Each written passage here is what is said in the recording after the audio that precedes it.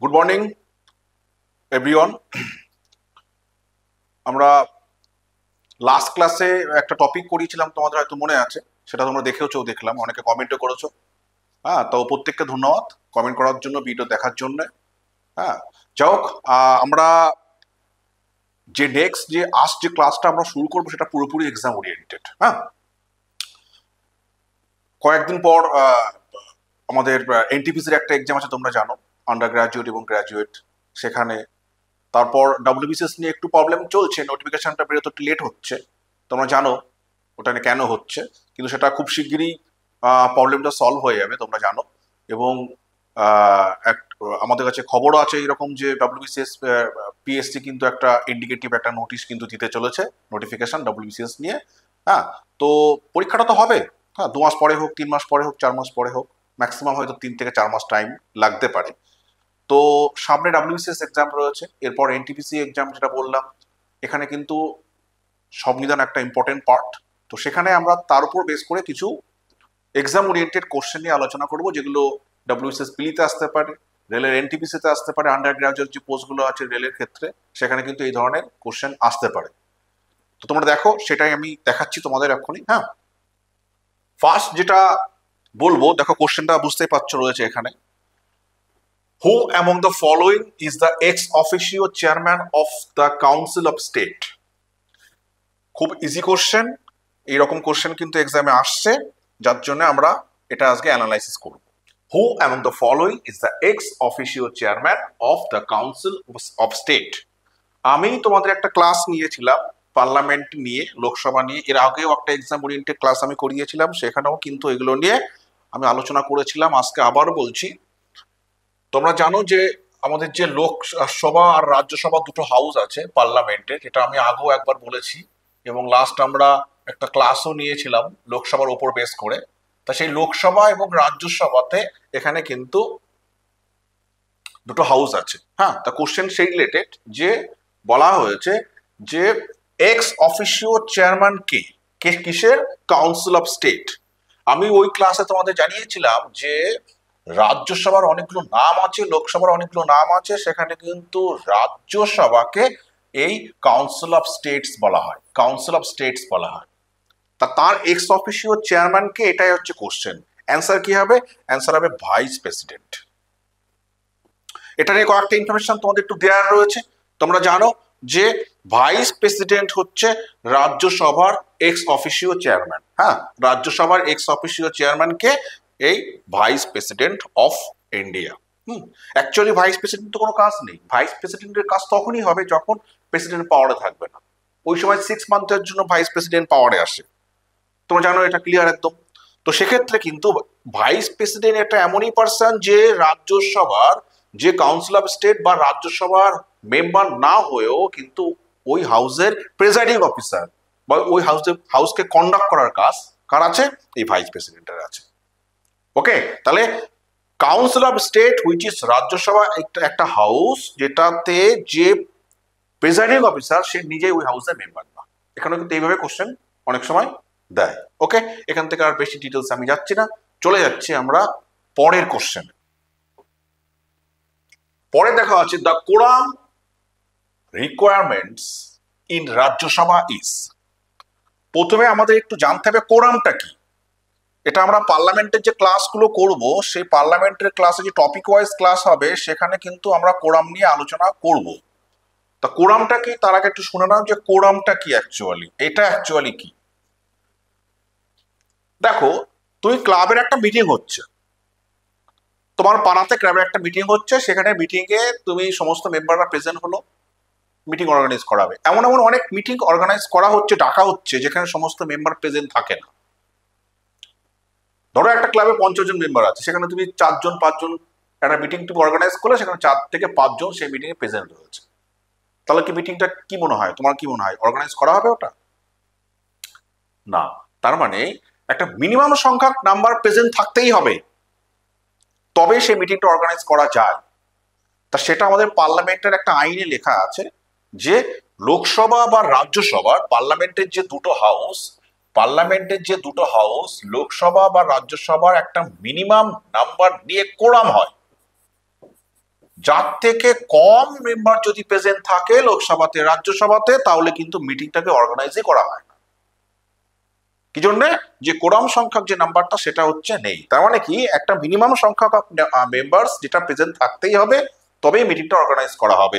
সেটা 1/10 কি? সেটা 1/10 অফ দ্য স্ট্রেংথ অফ লোকসভার ক্ষেত্রেও তাই এবং সেম রাজ্যসভার ক্ষেত্রেও তাই। রাজ্যসভার ক্ষেত্রেও কিন্তু সেম। রাজ্যসভার ক্ষেত্রেও কিন্তু সেম। আসলে বলতে পারলাম 1/10 of the Lok Sabha and 1/10 of Rajya Sabha, তবেই কিন্তু মিটিংটা অর্গানাইজ করা যায়। তাহলে তোমরা জানো যে আমাদের রাজ্যসভাতে টোটাল স্ট্রেংথ হচ্ছে 250, all of you know that.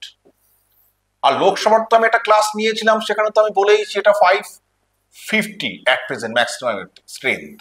ওকে, তাহলে এর যদি আমি 1/10 করি, এই রাজ্যসভার যদি আমি 1/10 করি, কত? 25 হচ্ছে। দ্যাটস ওয়াই অ্যান্সার হবে 25। The quorum requirements in Rajya Sabha is clear. Just এইটুকু, এর থেকে ডিটেলস আলোচনা করছি না। চলে যাচ্ছে আমরা পরের কোশ্চেনে। আমি আবারও বলছি, তোমাদের কোথাও যদি বুঝতে প্রবলেম থাকে তোমরা কি করবে, কমেন্ট সেকশনে গিয়ে কমেন্ট করে রাখবে, আমি ঠিক রিপ্লাই দিয়ে দেবো টাইম মতো করে। হ্যাঁ, তো চলো আমরা যাচ্ছি পরের কোশ্চেনটাতে। পরের কোশ্চেনে কি বলেছে? On which date the Indian constitution was adapted by the constituent assembly. এটাই কোশ্চেন। তাহলে আমরা এটা জানি যে কনস্টিটিউয়েন্ট অ্যাসেম্বলি যে অ্যাসোসিয়েশন আছে সেটা কিন্তু ভারতীয় যে সংবিধান প্রেজেন্ট রয়েছে সেই সংবিধানটা বানিয়েছিল কারা? এই কনস্টিটিউয়েন্ট অ্যাসেম্বলি বলে যে অ্যাসোসিয়েশন আছে সেটা। শর্টে আমি এখানে লিখেছি CA, কনস্টিটিউয়েন্ট অ্যাসেম্বলি।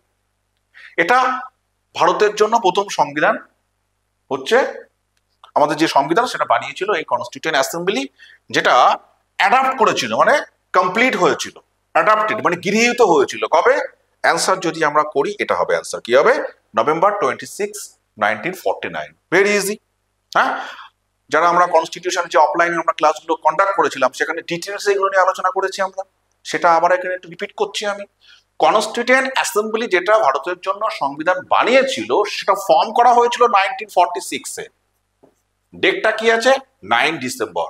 এই ডেটে ফার্স্ট মিটিংটা কমপ্লিট হয়েছিল, শুরু হয়েছিল কনস্টিটিউয়েন্ট অ্যাসেম্বলি। ঠিক আছে, বেশি ডিটেলস আমি যাব না।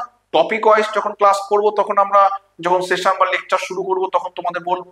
যদি কোনো এরপরে যখন আমি কনস্টিটিউয়েন্ট অ্যাসেম্বলি, বাংলায় বলা হয় গণপরিষদ, এই টপিকটা নিয়ে যখন আমরা কোনো লেকচার দেব আমি তখন সেখানে ডিটেলসে আলোচনা করব। এখন একটু বলি যে কনস্টিটিউয়েন্ট অ্যাসেম্বলি যেটা ভারতের জন্য সংবিধান বানিয়েছিল, এটা ফার্স্ট যে মিটিংটা শুরু করেছিল সেটা 9 ডিসেম্বর 1946-এ সংবিধান বানানোর কাজ শুরু করেছিল।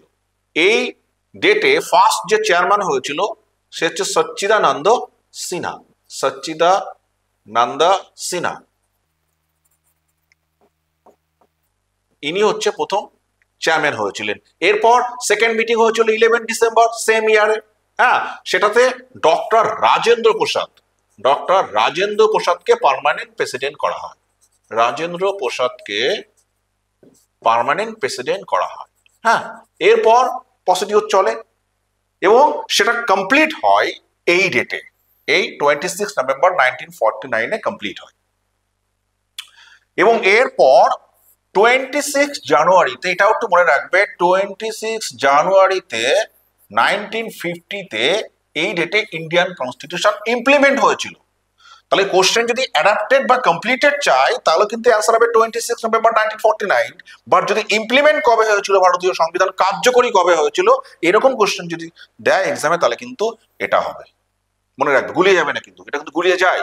তাহলে অ্যাডাপ্টেড বা কমপ্লিটেড বললে 26 নভেম্বর 1949, আর যদি কবে চালু হয়েছিল, when the Indian Constitution came into force, তাহলে কিন্তু অ্যান্সার হবে 26 নভেম্বর 1949। আই হোপ প্রত্যেকে বুঝতে পারলে, ক্লিয়ার হলো কনসেপ্টটা। চলে যাচ্ছি আমরা পরের কোশ্চেনে। জাজেস of supreme court retire at the age of, supreme কোর্টের যারা জাজ তারা কোন বছরে রিটায়ারমেন্ট নেয়, মানে কোন অ্যামাউন্ট, মানে কখন তারা রিটায়ারমেন্ট নেয়, এইটা হচ্ছে কোশ্চেন। ভেরি ইজি কোশ্চেন, অনেক পরীক্ষাতে এই কোশ্চেনটা এসছে। হতে পারে রেলের এন্ট্রান্সে এই ধরনের কোশ্চেন দিয়ে দিল এক্সামে, সেটাও হতে পারে।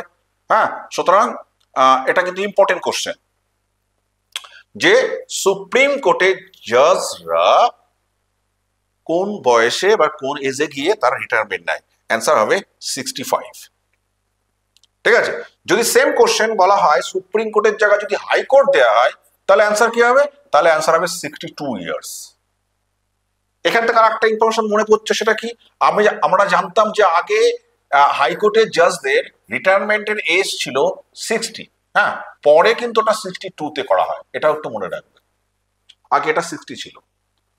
ঠিক আছে, আর একটা জিনিস এখানে বলে দিই, সুপ্রিম কোর্ট বা হাইকোর্টের জাজ হতে গেলে কিন্তু মিনিমাম এজ কত হতে হয় এটা কিন্তু ভারতীয় সংবিধানে প্রেসক্রাইব করা নেই।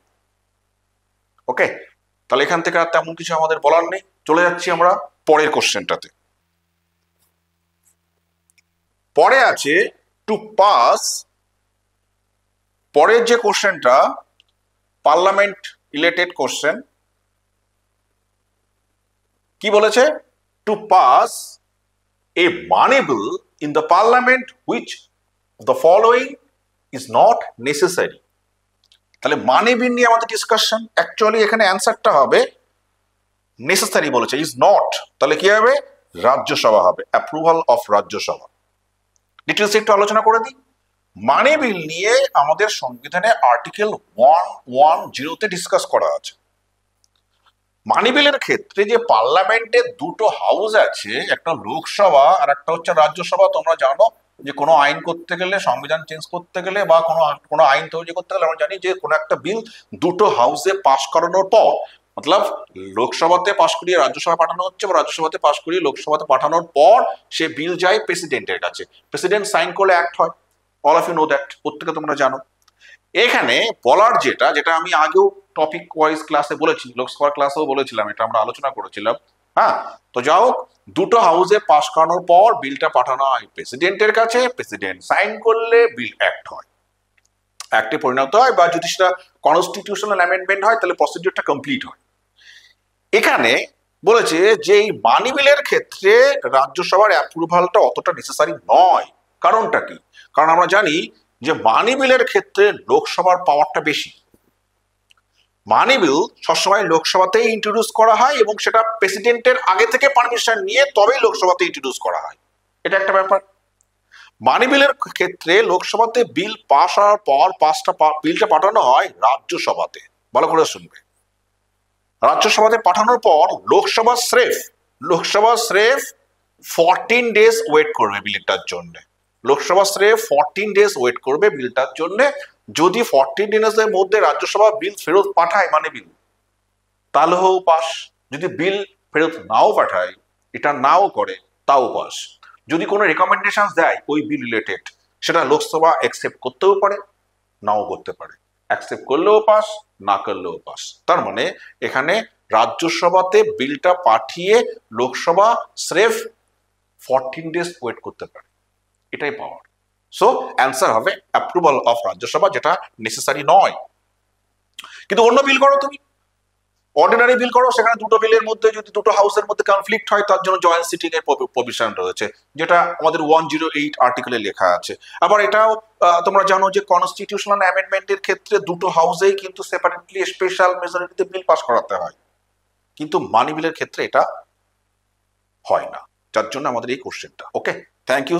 চলে যাচ্ছি আমরা পরের কোশ্চেনে। কি বলেছে? Which article of the Indian Constitution of India grants to all citizens the freedom of speech and expression? Very easy question, অনেক পরীক্ষাতে এটা এসছে, হতে পারে আমাদের এনটিপিসি পরীক্ষাতে এটা দিয়ে দিল, সুতরাং তোমাদের এটা মনে রাখতে হবে। এই কোশ্চেনটা আমি একটু অ্যানালাইসিস করছি। এটা freedom of speech and expression ভারতীয় সংবিধানের আর্টিকেল 19-এ এটা নিয়ে আলোচনা করা আছে। তাই বুঝতেই পারছো এখানে অ্যান্সার হবে আর্টিকেল 19, যেখানে 6 ফ্রিডমস এর কথা বলা আছে। 6 ফ্রিডমস এর কথা সেখানে বলা আছে। এটা আগে 7 ছিল অরিজিনাল কনস্টিটিউশনে, অরিজিনালে ওটা ছিল হচ্ছে 7, অ্যাট প্রেজেন্ট ওটা 6 ফ্রিডমস রয়েছে আমাদের ইন্ডিয়ান কনস্টিটিউশনে বলা আছে। সেইখানে এই ফ্রিডম অফ স্পিচ অ্যান্ড এক্সপ্রেশনের কথা বলা আছে। এরকম 6 ফ্রিডমস আমাদের ভারতীয় সংবিধানের আর্টিকেল 19-এ বলা আছে। সেখানে article 19 clause 1A, article 19 clause 1 B, এইভাবে টোটাল জি পর্যন্ত রয়েছে পরপর। ঠিক আছে, তার মধ্যে যেটা আজকে আছে freedom of speech and expression, যেটা আমাদের এই পার্টটাতে রয়েছে আর্টিকেল 19 ক্লজ 1 এ। মিডিয়াদের যে অধিকার, মিডিয়ারা যে আমাদের যে খবর থেকে শুরু করে খবরের পুরো পোর্শনটা কিন্তু এই ফ্রিডম অফ স্পিচ অ্যান্ড এক্সপ্রেশনের মধ্যে পড়ে। এছাড়াও ভারতের যে কোনো প্রান্তে ঘোরার অধিকার, মুভমেন্টের অধিকার, যে কোনো ব্যবসা বাণিজ্য করার অধিকার, পেশা ক্ষেত্রে, হ্যাঁ, যে কোনো জায়গায় বসবাস করার অধিকার, ক্লাব, সোসাইটি, ট্রাস্ট, এগুলো ফর্ম করার অধিকার, হ্যাঁ, গভর্নমেন্টের এগেনস্টে বা গভর্নমেন্টের পক্ষে কোথাও গিয়ে অ্যাসেম্বল হলে পিসফুলি, সেটাও কিন্তু করা সম্ভব আমাদের এই আর্টিকেল 19 সেগুলো কিন্তু ডিটেলসে দেয়া আছে, যেটা 6 ফ্রিডমস বললাম, ডিটেলসে আলোচনা করা আছে। ওকে, যখন ফান্ডামেন্টাল রাইটস আমরা আলোচনা করব আর্টিকেল ওয়াইজ, তখন আমি ডিটেলসে আরো এগুলো একবার করে বলে দেবো। আর এখানে কি আর্টিকেল 16 একটু বলা আছে, এখানে কি বলি, সরকারি চাকরির ক্ষেত্রে যে সমান অধিকার, equal opportunity in government service, সেটা কিন্তু আর্টিকেল 16 এ লেখা আছে। অ্যাবলিশন অফ আনটাচেবিলিটি, অস্পর্শতা দূরীকরণ, যেটা এখন ক্রিমিনাল অফেন্স, সেটাও কিন্তু আমাদের আর্টিকেল 17 এ আলোচনা করা আছে। আর্টিকেল 18 এ কি আলোচনা করা আছে, টাইটেলস, অ্যাবলিশন অফ টাইটেলস, কোনো উপাধি নিতে পারবে না গভর্নমেন্টের পারমিশন ছাড়া। কিন্তু তার মধ্যে একাডেমিক সেকশনটা আর মিলিটারি সেকশনটা বাদ দিই। হ্যাঁ, বাকি নর্মাল ক্ষেত্রে কিন্তু কোনো উপাধি নেওয়া যাবে না। তার জন্য যদি নিতে চায় কেউ কখনো, তাহলে প্রেসিডেন্টের কাছ থেকে পারমিশন নিয়ে তবে করতে পারে। তাহলে উপাধির যে অ্যাবলিশন রয়েছে সেটা কিন্তু আর্টিকেল 18 এ আলোচনা করা আছে। Okay, thank you. চলে যাচ্ছি আমরা পরের কোশ্চেনটাতে। What is the number of members in the public accounts committee of the Lok Sabha? Very important. এই কোশ্চেনের থেকে আমাদের পরীক্ষায় অনেক কোশ্চেন পেয়েছি আমরা, WBCS মেনে পেয়েছি, রেলেও পেয়েছি আমরা, অনেক পরীক্ষাতে আমরা পেয়েছি। যে কোনো পরীক্ষার ক্ষেত্রে এই ধরনের কোশ্চেন কিন্তু খুবই ইম্পর্টেন্ট। হ্যাঁ, তাহলে এটা নিয়ে একটু আমরা আলোচনা করি। পাবলিক অ্যাকাউন্টস কমিটি, এটা শর্টে আমরা বলবো প্যাক বলি আমরা। কোশ্চেনটার মিনিংটা কি চেয়েছে, কোশ্চেন কি চেয়েছে, which is the number of members in the public accounts committee of the Lok Sabha, মানে লোকসভা থেকে পাবলিক অ্যাকাউন্টস কমিটিতে কতজন মেম্বার থাকে, অ্যান্সার হবে 15। হ্যাঁ, এখানে একটু আলোচনা করি। টোটাল এই কমিটিতে মেম্বার্স হচ্ছে 22 জন, ভালো করে শুনবে। তার আগে তোমাদের জানা উচিত যে প্যাক কমিটিটা কি অ্যাকচুয়ালি, তাই না? প্যাক কমিটিটা হচ্ছে, এটা এমনই একটা কমিটি যেটা কাজ কি, আমাদের যে গভর্নমেন্ট খরচ করছে, যারা পাওয়ারে আছে এই মুহূর্তে, বাজেট করে নিয়ে সেটা ঠিকঠাক ভাবে খরচ হচ্ছে কিনা তার জন্য ক্যাগ থাকে, ক্যাগ অডিট করে, controller and auditor general of India. Details এটা নিয়ে পরে বলবো, যখন এটা আমরা লেকচার দেবো তখন। সেই ক্যাগ যে রিপোর্ট তৈরি করে অডিট করার পর, সেই রিপোর্টটা পার্লামেন্টে যখন পৌঁছায় থ্রু প্রেসিডেন্ট, আগে প্রেসিডেন্টকে দেওয়া হয়, প্রেসিডেন্ট তারপর ওটা পার্লামেন্টে টেবিল করে, করার পর সেটাকে চেক করে কে, এই পাবলিক অ্যাকাউন্ট কমিটি। তাহলে বোঝা গেল পাবলিক অ্যাকাউন্ট কমিটি কি। এই পাবলিক অ্যাকাউন্ট কমিটিতে টোটাল মেম্বার থাকে 22 জন, তার মধ্যে লোকসভাতে থাকে 15 জন, আর রাজ্যসভাতে থাকে হচ্ছে 7 জন। টোটাল হচ্ছে কত, 22 জন হচ্ছে। ঠিক আছে, কোশ্চেন এটা চেয়েছিল। এখানে একটু ইনফরমেশন দিয়ে দিই, এই যে প্যাক কমিটির কথাটা বলছি না, এটা 1921 এ ফার্স্ট সেট আপ করা হয়েছিল। 1921 a government of India act, government of India act 1919 এর ওপর বেস করে, হ্যাঁ, 1921 অর্থাৎ 1921 এই প্যাক কমিটি প্রথম সেট আপ করা হয়েছিল ফার্স্ট। ঠিক আছে, আর একটা ইনফরমেশন তোমাদের এখান থেকে দিয়ে, এই প্যাক কমিটিতে প্রথমে এই যে চেয়ারম্যান হয়, এই প্রত্যেকটা কমিটির, পার্লামেন্টারি কমিটি একজন করে চেয়ারম্যান থাকে। এখানেও তাই, প্যাক কমিটির একজন চেয়ারম্যান করা হয়। সেই চেয়ারম্যানকে অ্যাপয়েন্ট করে কে, চেয়ারম্যানকে অ্যাপয়েন্ট করে হচ্ছে স্পিকার। পার্লামেন্টের যে স্পিকার আছে, হ্যাঁ, পার্লামেন্টের যে স্পিকার আছে, প্রিসাইডিং অফিসার্স বলি আমরা, সেই স্পিকার কিন্তু এই চেয়ারম্যানকে অ্যাপয়েন্ট করে। ভালো করে বুঝবে, পাবলিক অ্যাকাউন্ট কমিটির চেয়ারম্যানকে অ্যাপয়েন্ট করে। তাহলে সেটা 1966 থেকে 1967, মানে এই ইয়ার পর্যন্ত রুলিং পার্টি থেকে এই চেয়ারম্যানটাকে অ্যাপয়েন্ট করা হতো। কোর্টটাকে স্পিকার পার্লামেন্টের, ভালো করে বুঝবে। 1967 থেকে কিন্তু এই চেয়ারম্যান পাবলিক অ্যাকাউন্ট কমিটির অপোজিশন পার্টি থেকে হয়, ওপি, সঠিক লিখছে এখানে, অপোজিশন পার্টি থেকে কিন্তু 1967 এর পর থেকে অপোজিশন পার্টি থেকে এই পাবলিক অ্যাকাউন্ট কমিটির চেয়ারম্যানকে অ্যাপয়েন্ট করা হচ্ছে। করে কে, স্পিকার। কতদিনের জন্য করে? 1 ইয়ার, সেটাও মনে রাখবে। মেম্বার্স গুলো 1 ইয়ার জন্য অ্যাপয়েন্ট হয়। ওকে, ক্লিয়ার? তাহলে চলে যাচ্ছি আমরা পরেরটায়। The number of subjects enumerated in the concurrent list for purposes of legislature. আমরা জানি যে আমাদের ইন্ডিয়ান কনস্টিটিউশনের যে 7 শিডিউল রয়েছে, হ্যাঁ, সেখানে কিন্তু আমাদের সেন্টার স্টেটের যে রিলেশন, সেখানে রিলেশনে কিন্তু 3টে লিস্ট বলা আছে যে ম্যাটারগুলো। যেমন আমি বলি, রেলওয়ে ডিপার্টমেন্ট আমাদের সেন্ট্রাল লিস্টে আছে, ব্যাংকিং সেক্টরটা সেন্ট্রাল লিস্টের মধ্যে রয়েছে, স্টেট পুলিশ স্টেটের হাতে আছে, হেলথ ডিপার্টমেন্ট স্টেটের হাতে আছে, ল্যান্ড রেভিনিউ স্টেটের হাতে আছে, হ্যাঁ, আবার এদিকে এডুকেশন বোথ লিস্টে আছে, সেন্টার স্টেট। এইভাবে 3টে লিস্ট ভাগ করা আছে। সেই 3টে লিস্টে বলেছে যে এখানে কনকারেন্ট লিস্টে কত ম্যাটার্স রয়েছে। অ্যাকচুয়ালি কনকারেন্ট লিস্টে আছে এই মুহূর্তে 52, আর অরিজিনাল কনস্টিটিউশনে ছিল 47। তাহলে এখানে আমি 47 আনসার হবে। ওকে, হ্যাঁ, অ্যাট প্রেজেন্ট যদি ধরি সেটা কিন্তু 52 হবে। অ্যাট প্রেজেন্ট কিন্তু 52 হবে। অরিজিনাল এটা 47 ছিল। লিস্ট কোনটা বললাম? টোটাল 3টে। ইউনিয়ন লিস্ট সেন্ট্রাল গভর্নমেন্টের জন্য, স্টেট লিস্ট, হ্যাঁ, স্টেট গভর্নমেন্টের জন্য একটা রয়েছে, আর একটা কনকারেন্ট লিস্ট আছে সেন্ট্রাল গভর্নমেন্টের জন্য প্লাস স্টেট গভর্নমেন্টের জন্য।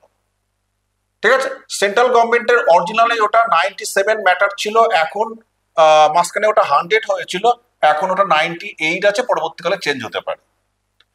ঠিক আছে, স্টেট লিস্টে যেটা ম্যাটার ছিল প্রথমে 66 ছিল, হ্যাঁ, মাঝখানে এটা 61 হয়, অ্যাট প্রেজেন্ট আছে 59, এটা মনে রাখতে হবে। আর কনকারেন্ট লিস্টে অরিজিনাল কনস্টিটিউশনে 47 ছিল, এখন ওটা 52-তে আছে।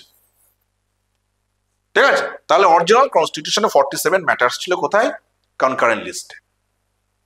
ব্যাস, এটা আমরা সেন্টার স্টেট রিলেশন যে লেকচার করব পরবর্তীকালে ভিডিও, সেখানে এটা ডিটেলস নিয়ে আমরা আলোচনা করব। এখন আর আমরা এটা নিয়ে বেশি ডিসকাস করব না। চলে যাচ্ছি, which is the legal adviser of the government of state in India. বুঝতে পারছো যে গভর্নমেন্টকে আইনি পরামর্শ দেওয়ার জন্য একজন লিগাল অ্যাডভাইজার থাকে, সে হচ্ছে highest law officer of the state government. সেই লিগাল অ্যাডভাইজারটা কে? যারা স্টেট গভর্নমেন্টকে অ্যাডভাইস দেয়, লিগাল অ্যাডভাইস। তুমি যদি স্টেট গভর্নমেন্টের এগেনস্টে কোনো কেস ফাইল করো, তাহলে তোমার এগেনস্টে স্টেট গভর্নমেন্টের পক্ষ নিয়ে কোর্টে প্রেজেন্ট থাকবে কে? Advocate general. তাহলে কি অ্যান্সার হবে? অ্যাডভোকেট জেনারেল, যেটা সেন্ট্রাল গভর্নমেন্টের ক্ষেত্রে আমরা আছি অ্যাটর্নি জেনারেল বলি। অ্যাটর্নি জেনারেল বলি আমরা, যেটা আমাদের ইন্ডিয়ান কনস্টিটিউশন আর্টিকেল 76 এ লেখা আছে। আর যেটা আজকের কোশ্চেন, যে স্টেট গভর্নমেন্টের হাইয়েস্ট ল অফিসার কে, সেটা হবে অ্যাডভোকেট জেনারেল, যেটা অলরেডি বললাম। এটা ইন্ডিয়ান কনস্টিটিউশনের আর্টিকেল 165 এ লেখা আছে। এনাকে অ্যাপয়েন্ট করে কে? গভর্নর। ঠিক আছে, হাইকোর্টের জাজ হতে গেলে যে কোয়ালিফিকেশন লাগে, অ্যাডভোকেট জেনারেল হতে গেলে সেই কোয়ালিফিকেশন লাগে, অ্যাপয়েন্ট বাই গভর্নর। এটা, হ্যাঁ, কোনো ফিক্সড টেনিউর নেই, কতদিনের জন্য অ্যাপয়েন্ট করা হয় ঠিক করবে কে? গভর্নর। স্যালারি ওইভাবে ঠিকভাবে ঠিক করে দেওয়া নেই, হ্যাঁ। তো এইগুলো হচ্ছে একটু জেনে রাখবে যে অ্যাডভোকেট জেনারেল হচ্ছে আমাদের highest legal adviser of the government of the state. He or she is appointed by the governor. It is clearly defined in article 165 of Indian constitution. ভারতীয় সংবিধানের 165 নম্বর ধারাতে এই অ্যাডভোকেট জেনারেল নিয়ে আলোচনা করা আছে। ওকে, এর থেকে আমরা এখানে বেশি কিছু বলবো না। চলে যাচ্ছি পরের question, the speaker of the Lok Sabha. আবার সেই পার্লামেন্টের একটা রিলেটেড কোশ্চেন।